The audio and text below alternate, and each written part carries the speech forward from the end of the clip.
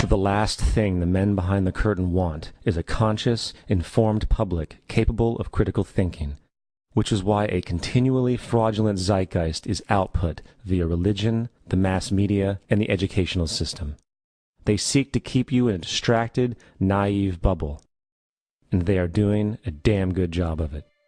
In 2005, an arrangement between Canada, Mexico, and the United States was made. This arrangement, unannounced to the public, unregulated by Congress, merges the United States, Mexico, and Canada into one entity, erasing all borders. It's called the North American Union, and you might want to ask yourself why you've never heard of this. In fact, there is only one mainstream reporter who has actually heard of and has had the courage to cover this issue. The Bush administration's open borders policy and its decision to ignore the enforcement of this country's immigration laws is part of a broader agenda. President Bush signed a formal agreement that will end the United States as we know it, and he took the step without approval from either the U.S. Congress or the people of the United States. It's a deal that few have even heard of. It's being done again by very few people at the very top on behalf of the investment class, but the working class of people, political officials across our country, from communities, from cities and so forth, they don't know anything about this. This isn't some trade agreement. It is a total removal of sovereignty from these countries, which will also result in a completely new currency called the n.a.u. Fall.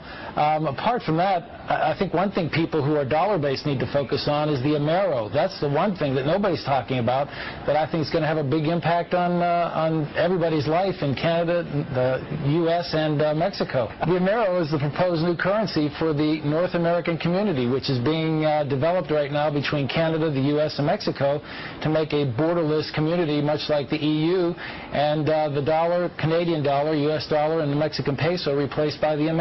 By default of this agreement, the American Constitution will eventually be obsolete. You would think that a situation like this would be on the cover of every major newspaper. That is until you realize that the people who are behind this movement are the same people behind the mainstream media, and you are not told what you're not supposed to know. The North American Union is the same concept as the European Union, the African Union, and the soon-to-be Asian Union, and the same people are behind all of them. And, when the time is right, the North American Union, the European Union, the African Union, and the Asian Union will be merged together, forming the final stages of a plan these men have been working on for over 60 years. A one-world government.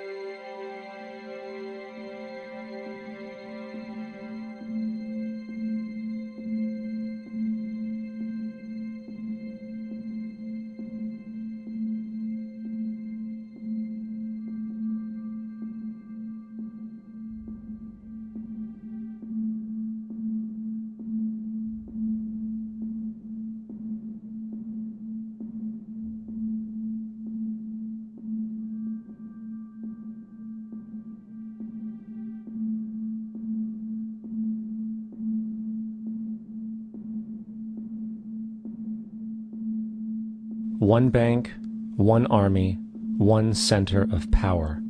And if we have learned anything from history, it is that power corrupts, and absolute power corrupts absolutely. This is Aaron Russo, a filmmaker and former politician. To his left is Nicholas Rockefeller of the infamous Rockefeller banking and business dynasty. After maintaining a close friendship with Nicholas Rockefeller, Aaron eventually ended the relationship, appalled by what he had learned about the Rockefellers and their ambitions. I got a call one day from an attorney woman I knew, and she said, "Would you like to meet one of the Rockefellers?" I said, "Sure, I'd love to." And we became friends, and he began to divulge a lot of things to me. So he said to me one night, he said that there's going to be an event there, and out of that event, you're going to see, we're going to go into Afghanistan, so we can run pipelines from the Caspian Sea. We're going to go into Iraq to take the oil and establish a base in the Middle East, and we're going to go into Venezuela and try and get rid of Chavez. And the first two they've accomplished. Chavez they didn't accomplish. And he said you're going to see guys going into caves looking for they're never going to find. You know, he was laughing about the fact that you have this war on terror. There's no real enemy. He's talking about how by having this war on terror, you can never win it because so it's an eternal war. And so you can always keep taking people's liberties away. And I said, how are you going to convince people that this war is real? He said, but the media can convince everybody it's real. I mean, you know, it's just that you keep talking about things. You keep saying it over and over and over again, and eventually people believe it. You know, you created the Federal Reserve in 1913 through lies.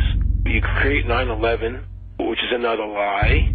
Through 9/11, you're fighting a war on terror, and now all of a sudden you go into Iraq, which was another lie, and now they're going to do Iran. You know, and it's all one thing leading to another, leading to another, leading to another. Now, I would say, what are you doing this for? What's the point of this thing? You have all the money in the world you ever want. You have all the power. I said, you know, you're hurting people. It's not a good thing. And he would say, what do you care about the people for? Take care of yourself and you take care of your family. And then I said, so what are the ultimate goals here? He said, the ultimate goal is to get everybody in this world chipped with the RFID chip and have all money be on those chips and everything on those chips.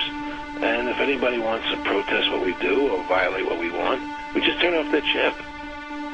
That's right, microchipped. In 2005, Congress, under the pretense of immigration control and the so-called war on terrorism, passed the REAL ID Act, under which it is projected by May 2008, you will be required to carry around a federal identification card, which includes on it a scannable barcode with your personal information. However, this barcode is only an intermediary step before the card is equipped with a VeriChip RFID tracking module, which will use radio frequencies to track your every move on the planet.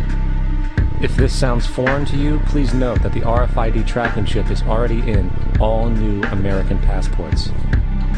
And the final step is the implanted chip, which many people have already been manipulated into accepting under different pretenses.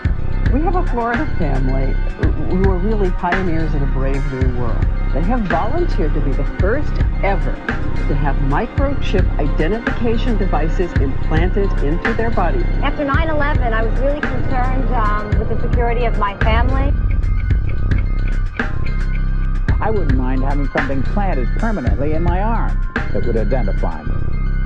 In the end, everybody will be locked into a monitored control grid where every single action you perform is documented. And if you get out of line, they can just turn off your chip, for at that point in time, every single aspect of society will revolve around interactions with the chips. This is the picture that is painted for the future if you open your eyes to see it. A centralized one-world economy where everyone's moves and everyone's transactions are tracked and monitored, all rights removed. The most incredible aspect of all. These totalitarian elements will not be forced upon the people. The people will demand them. For the social manipulation of society through the generation of fear and division has completely detached humans from their sense of power and reality. A process which has been going on for centuries, if not millennia. Religion, patriotism, race, wealth, class, and every other form of arbitrary, separatist identification and thus conceit has served to create a controlled population, utterly malleable in the hands of the few. Divide and conquer is the motto, and as long as people continue to see themselves as separate from everything else, they lend themselves to being completely enslaved. The men behind the curtain know this, and they also know that if people ever realize the truth of their relationship to nature, and the truth of their personal power, the entire manufactured zeitgeist they prey upon will collapse like a house of cards.